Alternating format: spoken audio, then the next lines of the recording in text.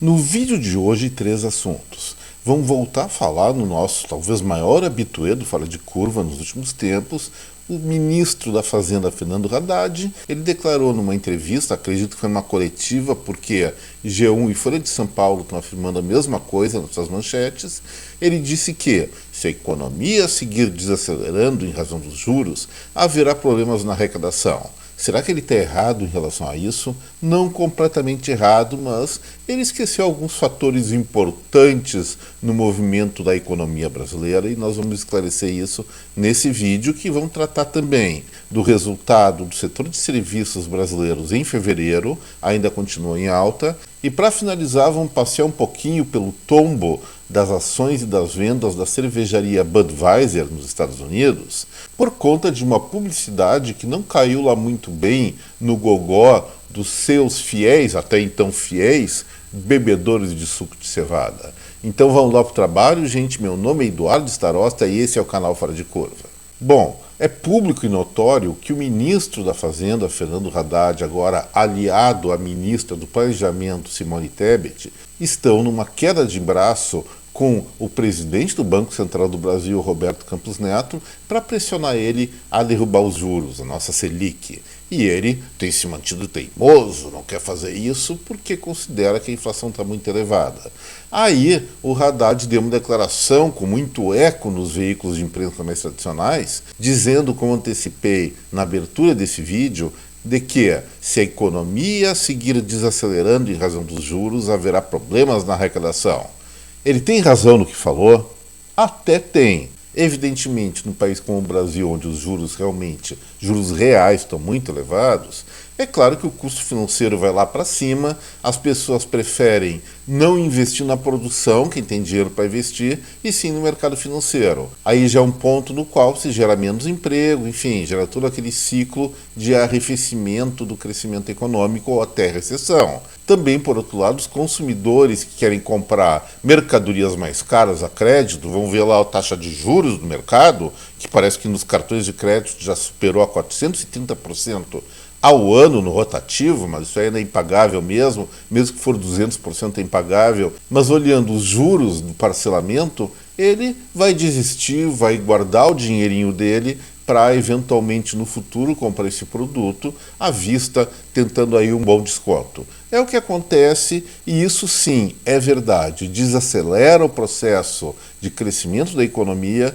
Nós já estamos vendo problemas muito sérios em termos de queda da produção industrial e vendas no comércio. Questão dos serviços, até vou antecipar um pouquinho aqui, ainda em fevereiro cresceu 5,4% em relação a fevereiro de 2022, dado quentinho, saiu do IBGE hoje, mas sim, está desacelerando.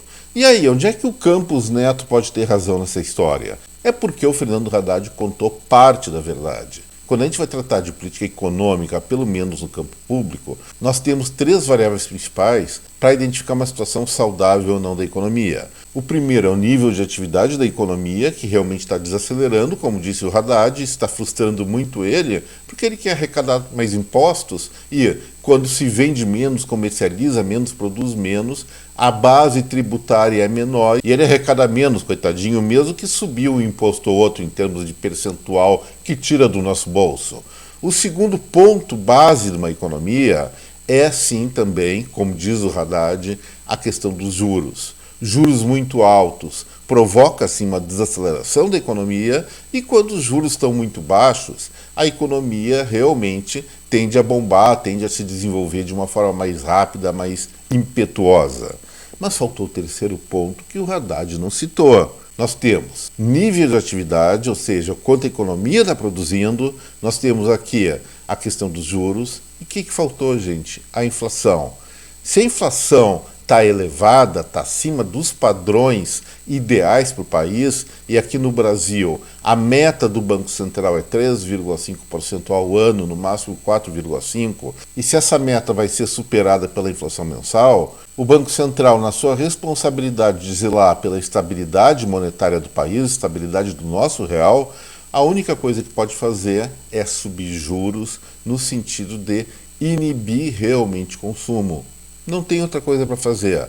E, gente, ontem no Fora de Curva eu abordei que o IPCA 15 ficou em 0,57% agora em abril. É realmente um patamar mais baixo do que aconteceu em março, não dá para dizer que não, números são números, percentuais são percentuais e são muito objetivos, mas ainda é insuficiente para atingir as metas mínimas ou a meta máxima de inflação do Banco Central, que é 4,5% ao ano. E para chegar no ponto máximo da meta, nós teríamos que ter uma inflação mensal de 0,367%.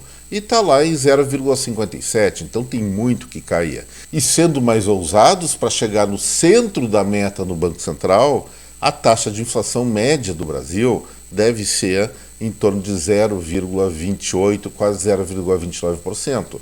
Nós estamos muito longe disso. Ele tem esse objetivo para cumprir. Se ele não cumprir esse objetivo, a responsabilidade vai ser dele. Ele foi eleito, foi empossado para cumprir esse objetivo de política monetária. E se ele não fizer, tá ferrado, é claro. E para quem que a gente vai dar razão nessa pendenga? Primeiro, não é uma questão de culpa ou razão, é uma questão de argumentos. E eu vou dizer o seguinte: presidente do Banco Central do Brasil, nesse momento, ele está mais consistente que a dupla dinâmica Fernando Haddad e Simone Tebet. Vamos lembrar que, no início do ano, aqui no Fora de Curva, nós advertimos o governo, não criem expectativas negativas para o mercado, porque as pessoas vão se antecipar e tomar opções reativas de atuação para evitar grandes prejuízos, seja pela alta de impostos ou regulamentação da economia, especialmente mercado de trabalho. Eles não ouviram Fora de Curva, a economia acabou se desacelerando, especialmente em fevereiro e março, mais do que estava sendo previsto por essa ação retórica do novo governo, e aí agora vem com esse argumento que a culpa é dos juros. Também é dos juros, mas o Poder Executivo tem muita responsabilidade nisso e, mesmo tendo culpa a política monetária, ou sendo responsável, melhor dizendo, não é culpa, é responsabilidade, se eu tivesse nesse momento no lugar do Roberto Campos Neto, eu não faria diferente, porque a missão do Banco Central, como eu já enfatizei, é zelar pela estabilidade monetária. O resto eles vão ter que ajeitar. Então, espero que essa explicação seja bem entendível para os espectadores aqui do Fora de Curva, e vamos tratar de mais um assuntinho agora no nosso vídeo. Olha só, gente, eu sou economista, tenho uma formaçãozinha em filosofia, muito legal por sinal, vejo muitas coisas, leio muito, assisto muita informação, converso com um monte de gente até para me orientar sobre coisas que eu comento aqui no vídeo. Afinal de contas, eu não tenho o conhecimento concentrado e nem espero ter um dia. É melhor ir investigando pouco a pouco, senão a cabeça explode. Mas sobre publicidade, esse é o nosso tema agora final do Fora de Curva. Mas antes disso, eu peço para cada um, se está gostando do papo de hoje, deixe seu like, compartilhe esse vídeo com essa rede de contatos, e quem é novo aqui no canal, fique à vontade para se inscrever, que faz um bem danado aqui para Fora de Curva. Mas olha só, gente, a Budweiser fez uma propaganda nos Estados Unidos, colocando como personagem principal uma influenciadora transexual chamada Dylan Mulvaney.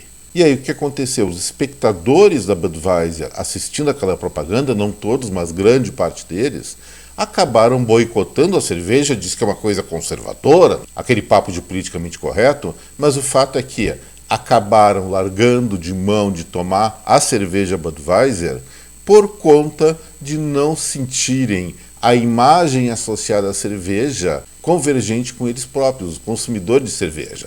Vamos ver o que é associado ao consumo de cerveja. Primeiro, cerveja, tradicionalmente, Estados Unidos é uma sociedade tradicional, como vários lugares do Brasil, é muito ligada a uma mesa de bar, um bando de barbado bebendo, falando besteira, se divertindo, vendo futebol, onde o papo também, evidentemente, pode se propagar para cervejas bonitas. Vocês se lembram da Verão, que fazia uma bela propaganda, não me lembro de qual cerveja, mas aqui no Brasil também há pouco tempo, a propaganda, a publicidade de cerveja sempre era associada à mulher bonita. Porque isso faz parte do ideário mental das pessoas que gostam de tomar cerveja. Eu vou tomar cerveja por quê? Porque primeiro eu sou macho.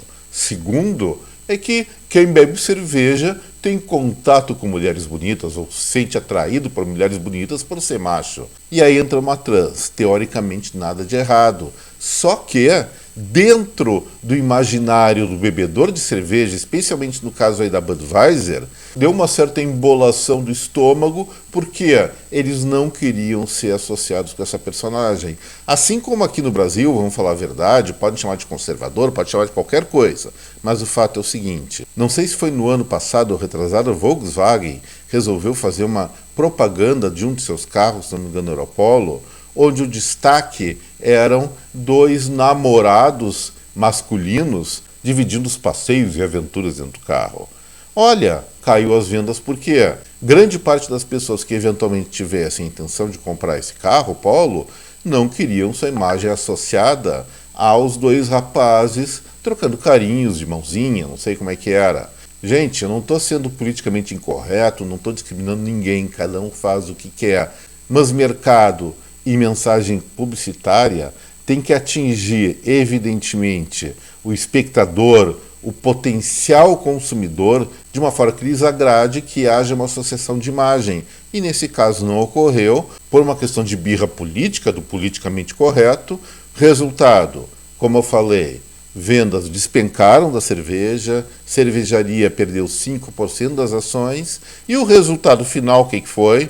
A demissão dos diretores e dos publicitários que fizeram e concordaram em fazer essa propaganda. Então, pessoal, vamos esclarecer bem alguns aspectos. Primeiro, direitos humanos é uma coisa. Número 2, associação das pessoas à marca e imagens, que é um direito de cada um, é outra, e isso não se mistura. O que não pode haver é discriminação, mas tentar fazer as pessoas engolir para si uma imagem que não querem ter, isso especialmente no âmbito do consumo, acaba gerando grandes fiascos, grandes prejuízos. E o que nós tínhamos para falar era isso. Se você gostou do vídeo, relembro, deixe seu like, se inscreva no canal quem não é inscrito e compartilhe esta película com a sua rede de contatos. Ficamos então hoje por aqui, um forte abraço em cada um de vocês, até breve, tchau gente.